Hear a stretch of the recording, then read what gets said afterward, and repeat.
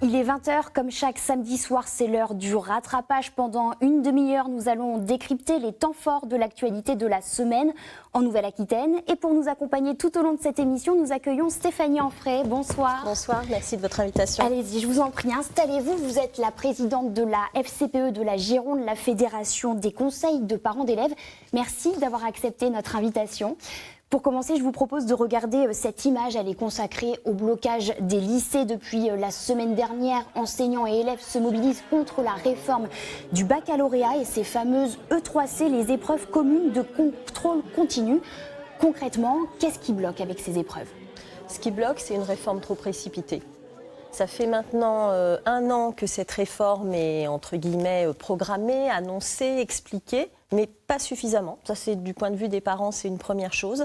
C'est aussi des épreuves qui sont mises en place de manière, là aussi, trop rapide, puisque les sujets, en fait, la banque de données nationale n'a été véritablement ouverte qu'au mois de décembre. Donc tout cela contribue à ce que les élèves soient stressés, anxieux et ne se sentent pas en sérénité pour pouvoir en fait entamer leur année de scolarité. Vous parlez d'élèves stressés, vous représentez leurs parents. Qu'est-ce qu'ils vous disent ? Les retours qu'on a, c'est vraiment ça. C'est-à-dire qu'on a lancé des enquêtes et on entend des élèves qui sont vraiment mis sous pression. Parce qu'en fait, ils se retrouvent avec un contrôle continu que nous demandions au niveau de notre fédération. Vous êtes favorable au contrôle continu, mais il fallait le reporter. Et surtout, pas des E3C. Ça, depuis le départ, on dit OK pour du contrôle continu, mais non pour le système des E3C. Qui sont un espèce de système où, oui, OK, on met du contrôle continu, tout en maintenant des temps d'épreuve. Voilà. Et ce temps d'épreuve fait que les élèves sont sans arrêt, en fait, sous cette pression à devoir emmagasiner des connaissances sans véritablement avoir le temps, je dirais, d'assimiler le tout. Vous parliez d'une réforme un peu précipitée. Il y a eu de nombreux dysfonctionnements d'ailleurs, comme la fuite de sujets sur Twitter. Dans les Deux-Sèvres également, une classe n'a pas eu l'intégralité de son sujet d'anglais. Il y avait le son mais pas la vidéo. C'est un fiasco annoncé. Oui, enfin, en tout cas, fiasco, je ne sais pas si c'est le terme qu'on peut employer. En tout cas, c'est une catastrophe, oui, annoncée. Parce que vraiment, cette précipitation ne laissait que imaginer qu'il y allait avoir effectivement des problématiques de cet ordre. Alors, il y a eu des fuites un petit peu partout, parce qu'il y a eu après des interruptions d'épreuves. On sait très bien qu'il y a des sites Internet qui aussi propose les sujets. Enfin, voilà, il y a tout un tas d'éléments qui, effectivement, mettent à mal, en fait, l'égalité de traitement entre les élèves, en plus. À La Rochelle, certains élèves ont participé à des blocages. Ils ont été sanctionnés par leur proviseur. On regarde ce reportage, on en parle juste après avec vous. Jour de rattrapage au lycée Valin, en tout cas, pas pour tout le monde. Il y a un peu plus d'une semaine, enseignants et lycéens manifestaient contre le contrôle continu de l'épreuve du bac. 130 élèves n'avaient pas eu accès à l'examen. Pas de 3C dans notre lycée. Aujourd'hui, 14 d'entre eux ont écopé d'un 0 sur 20. Pas de rattrapage possible comme les autres, car identifiés comme bloqueurs le 20 janvier dernier. Je me suis mis devant des portes pour faire comme une chaîne humaine, comme avaient fait les professeurs. Mais en aucun cas, si un élève avait réellement envie de passer, je l'empêchais au point qu'il puisse se blesser en escaladant. Nous sommes arrivés, le lycée a été bloqué et à aucun moment nous avons empêché des gens de rentrer dans l'enceinte du lycée. C'est sur la foi d'une enquête interne de l'établissement que ces 14 noms sont sortis du chapeau. Inadmissibles pour les professeurs du lycée Valin. Ils sont choqués par le message qu'on leur envoie aussi. Le message qu'on leur envoie, c'est si vous réfléchissez, si vous protestez, c'est 0. Et puis sur le fond, ils trouvent injuste de ce tri qui a été fait entre guillemets les bons bloqueurs, les mauvais bloqueurs. Élèves et parents concernés ont reçu ce courrier. Ils ont été identifiés physiquement, sur leur compte Instagram aussi via l'arrobase Blocus Valin. L'établissement s'appuie sur la loi du 16 juillet 2018. Il n'y a pas d'injustice à l'égard des 14, il y a simplement le fait que quand on est convoqué à une épreuve, quelle qu'elle soit, il faut se plier à ses obligations ou en assumer l'intégralité des conséquences. Louis fait partie des concernés. Avec son frère jumeau, ils étaient devant la grille, sauf qu'aujourd'hui, lui seul est sanctionné. On a beau demander, il n'a pas réussi à nous donner de justificatif comme quoi lui a pu passer au rattrapage et pas l'autre. C'est ça qu'on ne comprend pas et qui rend la chose plus incompréhensible. Le lycée Valin est le seul dans ce cas. À Vielle-Jeu et Saint-Exupéry, pas de sanctions suite aux manifestations. Tous les élèves ont été convoqués pour repasser l'épreuve. Ces sanctions, c'est un peu 2 poids, 2 mesures. Est-ce que ça vous choque ? Oui. De toute façon, on est vraiment dans la rupture de l'égalité, dans l'injustice et une forme aussi de maltraitance en fait, de notre jeunesse par l'institution. C'est-à-dire qu'aujourd'hui, tout ce qui se passe, ça doit quand même amener l'éducation nationale à s'interroger sur cette réforme. Et là, ce qui se passe dans cet établissement, et à l'inverse dans un autre, où question de bon sens, voilà, on repasse tous les épreuves. Et là aussi, il y a 2 choses. Il y a la question du tri, la façon dont c'est opéré. Avec par des rapport certificats médicaux. Voilà, non, mais là, c'est... À un moment, il faut acter que les choses ne se passent pas comme elles devraient se passer. On annule ces E3C dans l'ensemble du territoire. Surtout que vous, à la FCPE, vous appelez le ministère à faire preuve de la plus grande bienveillance à l'égard de ses élèves. Tout à fait, tout à fait. Je crois qu'il faut entendre cette jeunesse qui se mobilise, et il faut aussi, par rapport à leur mobilisation, parce que les blocages en tant que tels, non, c'est que la plupart, je veux dire partout, c'est effectivement, comme le soulignaient ces jeunes, c'est on rentre, on filtre, etc. Ils manifestent. C'est avant tout ça, c'est des manifestations d'une jeunesse qui aujourd'hui se pose des questions.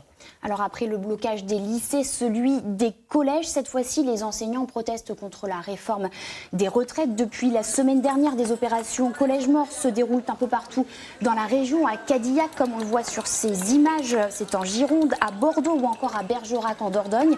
Les parents d'élèves étaient incités à ne pas envoyer leurs enfants au collège.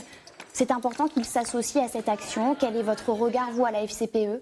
Alors par rapport en fait au mouvement des retraites, nous avons au début décembre, au début du mouvement de mobilisation, on a apporté et on apporte toujours notre soutien au mouvement vis-à-vis contre cette réforme des retraites, parce que c'est aussi finalement une mobilisation pour l'avenir de nos jeunes, de nos enfants. Les parents ne saturent pas sur ces différents blocages entre les lycées, les collèges ? Alors je pense que là aussi c'est des choses qui se passent sur le terrain très souvent en dialogue avec les parents, etc. C'est-à-dire qu'on a nos représentants locaux qui sont sur le terrain et qui échangent, dialoguent avec les enseignants. La réforme des retraites était au cœur de l'actualité cette semaine avec une 8e grosse journée de mobilisation nationale. C'était mercredi à Périgueux, en Dordogne. Les retraités étaient nombreux. Quant aux jeunes, ils manquaient à l'appel, comme vous allez le voir dans ce reportage. Nouvelle journée de manifestation contre la réforme des retraites. Et dans le cortège, ce constat, il y a plus de cheveux blancs que de têtes blondes. Il devrait y avoir une mobilisation autre, et surtout chez les jeunes, parce que c'est eux que ça va concerner plus tard. Ces derniers temps, on en voit quelques-uns quand même.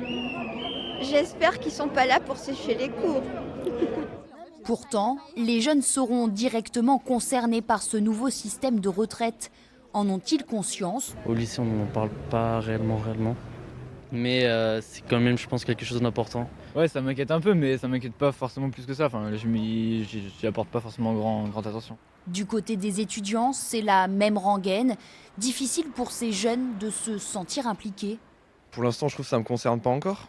Il y a le temps, le jour où je serai à la retraite, je pense qu'il y aura d'autres réformes sur les retraites, donc peut-être ça changera. Comme je suis jeune, je sais pas, pour moi, ça me semble un peu loin en fait. C'est lointain, mais il faut quand même y penser parce que si on s'y prend tard, au bout d'un moment, ça va coincer. Même si les jeunes manquent à l'appel, les organisations syndicales restent déterminées à poursuivre le mouvement de contestation. Alors il y a la mobilisation contre la réforme du bac, contre la réforme des retraites. Est-ce que c'est peut-être un peu trop leur en demander à ces jeunes ? Alors, je pense que c'est toujours une question d'explication, parce que peut-être, effectivement, ça peut penser à sa vieillesse quand on est très jeune. C'est compliqué. Mais ça n'empêche qu'ils s'engagent, ils se mobilisent. Alors, c'est vrai que sur la question des retraites, ils ont peut-être besoin aussi d'avoir des explications sur ce que contient exactement. Un des jeunes le dit, on en parle peu au lycée. Ah mais voilà, mais ça c'est une certitude. C'est comme pour la réforme finalement du lycée, c'est que maintenant concrètement qu'on y est, c'est là qu'on se mobilise. Et là, c'est un peu la même chose, c'est compliqué, on n'a pas forcément toutes les infos, mais ils se mobilisent, nos jeunes. Par exemple, pour le climat. Aujourd'hui, on a une jeunesse, elle est active, elle s'interroge et elle remet en cause nos modes de vie. Si les jeunes ne se mobilisent pas contre la réforme des retraites, un peu moins, du moins par rapport à la mobilisation pour le climat, c'est peut-être aussi parce qu'ils sont préoccupés par Parcoursup. La plateforme d'orientation a ouvert ses portes la semaine dernière. Avant d'en parler avec vous, Stéphanie Anfray, regardons comment fonctionne Parcoursup. Parcoursup, acte 3, les élèves de terminale peuvent s'inscrire sur le site de la plateforme d'orientation nationale. Ils ont jusqu'au 12 mars prochain pour formuler 10 vœux maximum, non hiérarchisés et motivés. Le choix porte sur une filière et non sur une région. Depuis 2 ans, c'est la nouvelle articulation entre lycée et enseignement supérieur. Cette année, 600 nouvelles formations font leur apparition en France, portant leur nombre à 15 000. Le rôle des professeurs principaux dans l'orientation des élèves de terminale a été renforcé et pourtant, selon un sondage, 62,3% des lycéens se disent stressés et paniqués à la veille de l'ouverture de Parcoursup. Les goûts pour les matières, les chances de réussite et les perspectives d'emploi sont privilégiés par les lycéens. Les premières réponses seront reçues entre le 19 mai et le 17 juillet prochain. On s'en souvient, l'an dernier, plus d'1 millier de bacheliers s'étaient retrouvés sans affectation. Est-ce que vous craignez de nouveaux couacs de Parcoursup? Alors, on nous explique que d'année en année, ça va mieux. Donc, espérons que. Ce qui est sûr, c'est qu'effectivement, à terme, et je crois que c'est cette année ou la rentrée prochaine, de toute façon, l'intégralité des formations seront sur Parcoursup. Et là aussi, on le voit. Après, c'est une réalité ou c'est un sentiment. Mais quoi qu'il en soit, la réalité, c'est que les jeunes, là aussi, sont inquiets et stressés. Et ce qu'il faut avoir en tête, c'est que justement, le lien entre Parcoursup et la réforme du lycée, c'est qu'aujourd'hui, les élèves de seconde vont devoir, d'ici 1 mois et demi, se positionner sur des spécialités qui vont en partie déterminer leur parcours, je dirais, qui suivra Parcoursup. Et là aussi, quelles sont, je dirais, les explications, les aides que les jeunes peuvent avoir dans les lycées? C'est encore problématique. Et donc, Parcoursup aussi, une inquiétude, très clairement. Oui, parce qu'ils n'ont même pas le bac en poche, qu'ils doivent déjà songer à leur orientation. Les salons d'étudiants, les visites d'université ont déjà démarré. Ils ont jusqu'au 12 mars pour faire leur choix. C'est trop court? Ça va être court et puis surtout, d'un établissement à l'autre, en fait, l'accompagnement qui est proposé aux élèves n'est pas du tout le même. C'est-à-dire que pour certains, il va y avoir un accompagnement qui sera peut-être plus personnalisé. Pour d'autres, ça sera les salons. Mais aller au salon pour aller à un salon étudiant, si on ne le prépare pas en amont, c'est un peu compliqué. Nous, ce qu'on demande à la FCPE, justement, c'est que les enseignants puissent avoir du temps de dégager par rapport à toute cette préparation à l'orientation, ce qui n'est pas le cas aujourd'hui. Alors on voit justement les images des universités qui ont ouvert leurs portes aujourd'hui aux lycéens. Je reviens à Parcoursup. Certains dénoncent une sélection sociale féroce. Avoir le bac ne suffit plus. Désormais, c'est l'ensemble du parcours scolaire qui est scruté. Quel est votre regard sur cette critique ? Alors c'est une réalité parce que d'une université ou d'une école, institut à l'autre, il va y avoir bien sûr les attendus qui sont généraux, qui sont nationaux, mais il y a après des attendus spécifiques. Je vous donne par exemple des exemples sur STAPS, sport-études. Il n'est pas rare, vu qu'à jusqu'à présent on tirait au sort, ce qui était absolument pas possible, on est bien d'accord. Eh bien aujourd'hui en attendu, on va avoir l'engagement citoyen des jeunes. Voilà, on va retrouver ça aussi dans certaines universités de fac de droit. Voilà, donc oui, il y a une distinction et ça veut dire aussi que les parents qui ont l'information, qui maîtrisent le mieux le système éducatif ou autre, vont éventuellement mieux s'en tirer, leurs enfants s'en tireront mieux que les autres. Il y a une très forte inégalité, indéniablement. Alors on va changer de registre pour nous intéresser au coronavirus, l'une des actualités incontournables de la semaine. 6 cas ont été détectés en France, dont un à Bordeaux. Jeudi, la compagnie aérienne Air France a annoncé suspendre ses vols en provenance et à destination de la Chine, et ce jusqu'au 9 février. Pas de quoi rassurer les habitants de notre région. La psychose commence à monter. Le coronavirus touche désormais une dizaine de pays dans le monde. Toux, fièvre et difficultés respiratoires. Ces derniers jours, le 15 est assailli d'appels. Ne nous appelez pas parce que vous avez un colis que vous avez commandé sur Amazon et qui vient de Hong Kong. Ne nous appelez pas si vous croisez une personne asiatique qui tousse sur le trottoir rue Jean Jaurès. Voilà, il faut savoir raison garder. Entre l'ignorance, la psychose et la panique, il y a une place pour le rationnel. Je suis rationnel, je suis un professionnel de santé, on a nos procédures qui sont en place écoutez-les. Les consignes sont claires, ne pas se rendre chez son médecin traitant ni aux urgences. Les patients doivent s'adresser au SAMU où des équipes spécialement formées sont prêtes à intervenir. En cas de suspicion, des prélèvements respiratoires seraient réalisés à Limoges, puis analysés par l'Institut Pasteur de Lyon. Si un cas avéré était détecté, le patient serait alors isolé dans une salle sécurisée du CHU avant son transfert dans ce brancard à pression négative. Et va servir à transporter du lieu où ils ont appelé les patients potentiellement infectés et les patients dont on connaîtra véritablement l'infection avec une infection positive seront transportés à l'aide de son brancard vers l'établissement de santé de référence qui est le CHU de Bordeaux.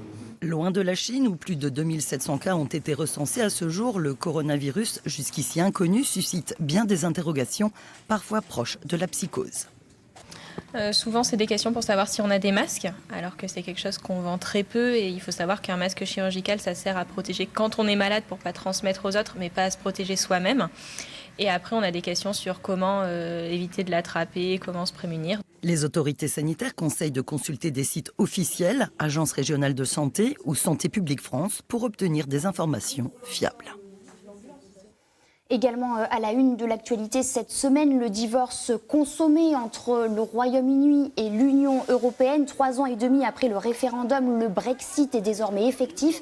Une mauvaise nouvelle pour les 7000 ressortissants britanniques de Dordogne. Pour la plupart anti-Brexit, ils avaient manifesté en septembre dernier à Bergerac, comme vous venez de le voir sur ces images. Aujourd'hui, les Britanniques non naturalisés ne pourront ni voter ni se présenter aux élections municipales. La Dordogne compte pourtant 59 élus britanniques. Que vont-ils devenir? Réponse avec ce reportage. 28 ans que Sarah Cudmore a élu domicile ici en Dordogne, à Montagrier. Depuis 2013, elle y a créé sa petite entreprise de savons artisanaux et brigue son 3e mandat de conseillère municipale. Face aux incertitudes du Brexit, l'élu a entamé des démarches de naturalisation en décembre 2018 qui n'ont toujours pas abouti. Pourtant, pas question d'imaginer sa vie ailleurs. Je préfère maintenant d'être français que britannique. Ma vie, elle est là, mes enfants sont là. Et quand est-ce que vous serez fixé? Aucune idée. Ça peut être dans 6 mois, 8 mois, ou une minuscule chance que c'est fait avant. Une attente d'autant plus longue puisque ses 3 enfants ont obtenu la nationalité française. Si elle n'est pas naturalisée, Sarah ne pourra plus ni se présenter ni voter en France comme en Angleterre. Une injustice pour le maire de Montagrier. Il fait son maximum pour que sa demande soit acceptée avant le 27 février prochain, date à laquelle les listes pour les municipales doivent être bouclées. Là, elle est au bout, elle a eu son entretien à la préfecture de région lundi. Après, c'est un délai de paperasse. Donc j'ai encore essayé par un autre intermédiaire d'accélérer ça. Il nous reste 1 mois et demi. On va croiser les doigts. Même questionnement du côté de Saint-Saulx, petite commune du nord du département. Ce couple de retraités a élu domicile ici il y a 15 ans et s'occupe du comité des fêtes. Depuis l'annonce du Brexit, ils sont inquiets. En cas de problème de santé, la France continuera-t-elle à prendre en charge leurs frais médicaux? Le problème pour nous à ce moment, on ne sait rien parce que on n'a pas encore d'accord avec le gouvernement d'Angleterre, le gouvernement britannique et le gouvernement de la France. Je me sens isolé et abandonné. Une inquiétude partagée par le maire de la commune. Comme eux, une vingtaine de familles anglaises vivent ici. Je souhaite de tout cœur qu'ils restent ici parce qu'ils représentent une force, une dynamique économique, une force associative indispensable.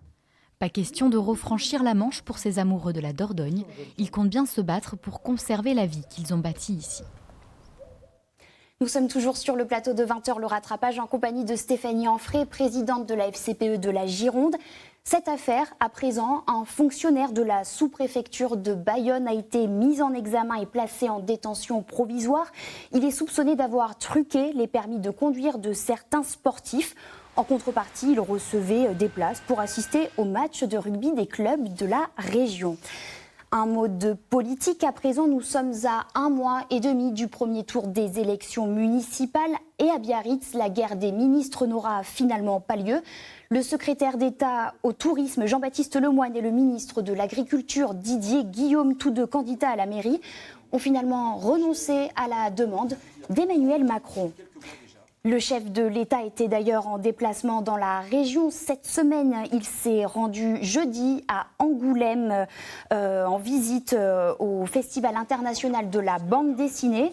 Et cette image, vous ne l'avez pas loupée, à mon avis. Stéphanie Anfray, le président qui pose avec un t-shirt.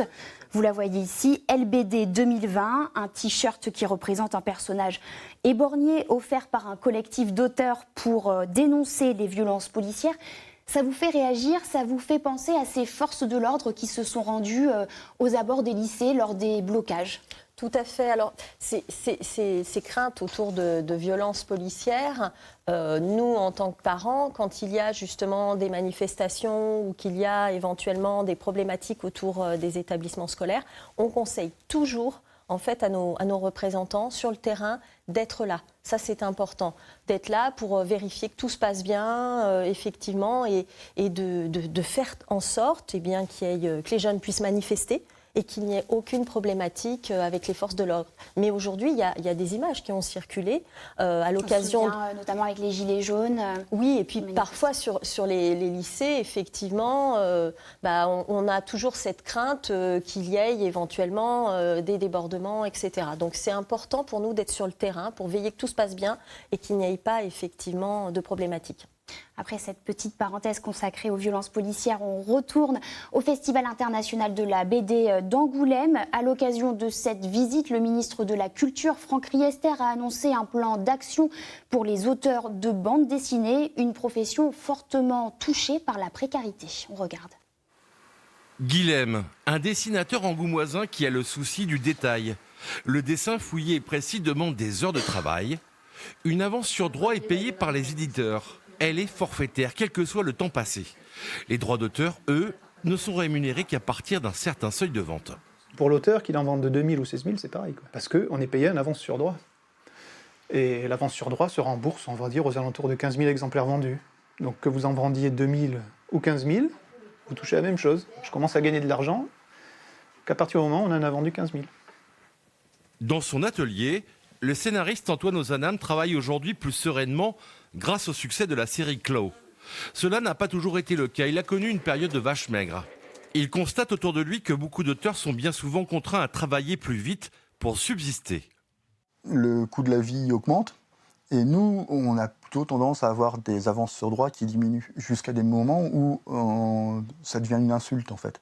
Quand on vous propose de faire un 120 pages pour 3 000 €, on ne peut pas le faire en 1 ou 2 mois, donc c'est honteux. Des métiers sont quelquefois sous-estimés par la profession et le monde des éditeurs. C'est le cas des coloristes. Angélique Cézanneau constate des avancées, mais trop peu pour assurer des revenus décents. Il faut enchaîner les travaux sans discontinuité pour survivre.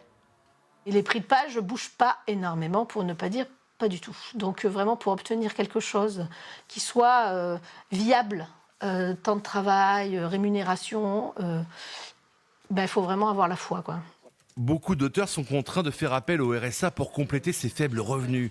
Plus de la moitié d'entre eux gagnent moins que le SMIC. En 2018, on estimait à 36% le nombre d'auteurs artistes vivant sous le seuil de pauvreté.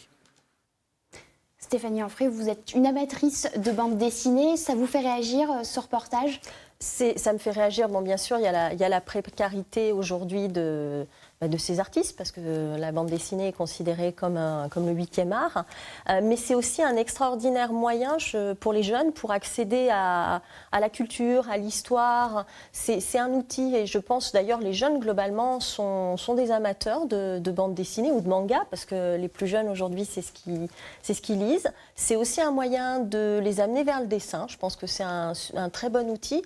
Et même quand on veut les amener à la culture, je pense, nous avons commémoré en début de semaine la libération des camps de concentration. Et la bande dessinée, à travers des romans graphiques comme celui de Art Spiegelman, Shoah, c'est un très bon outil pour justement amener les jeunes à s'interroger sur ce qui s'est passé à cette période.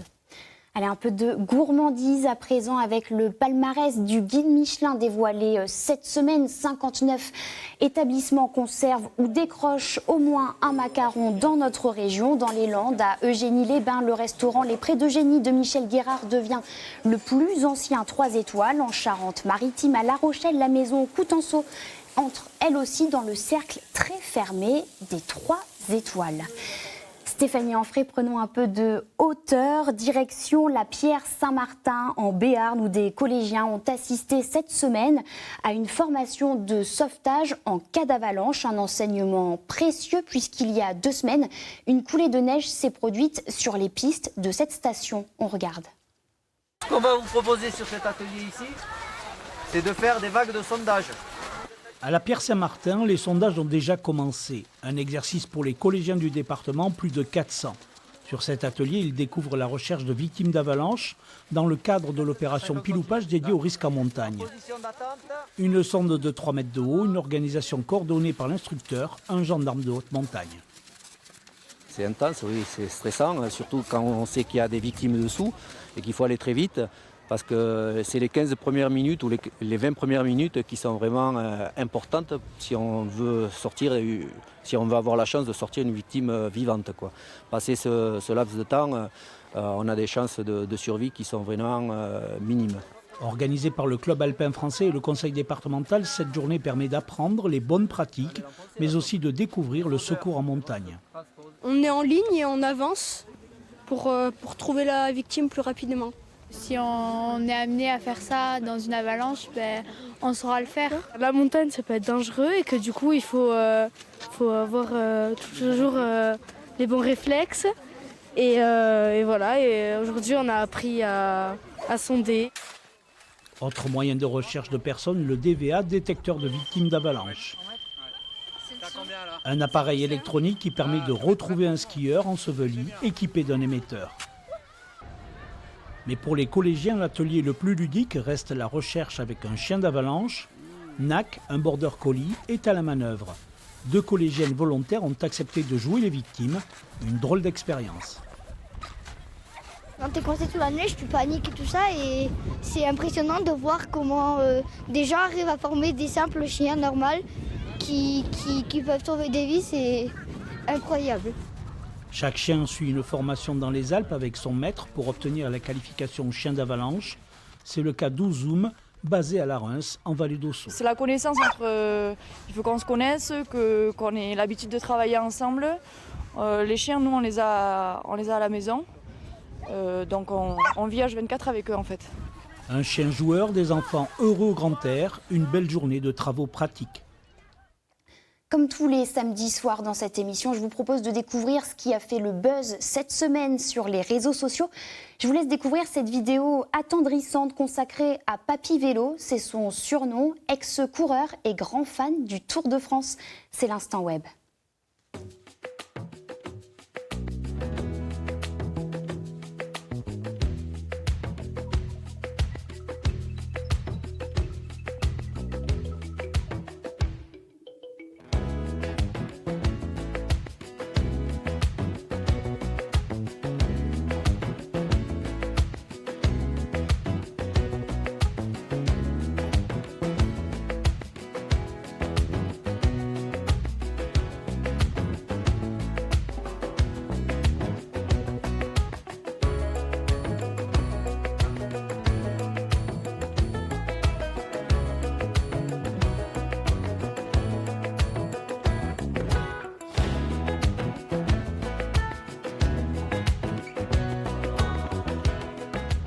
Il ne faut pas être fragile, et puis il faut avoir du courage, du mordant. Il faut un peu de tout dans le vélo. Il faut être vraiment hargneux, puis celui qui peut. Hein. J'avais un coffre pour ça, moi. Voilà. Un coffre pour faire plusieurs étapes.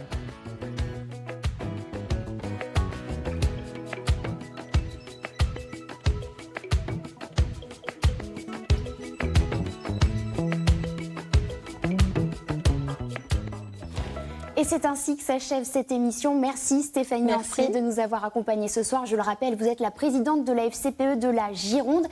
Et merci à vous de nous avoir suivis. Je vous donne rendez-vous la semaine prochaine. Même lieu, même heure. Passez une belle soirée sur Noah.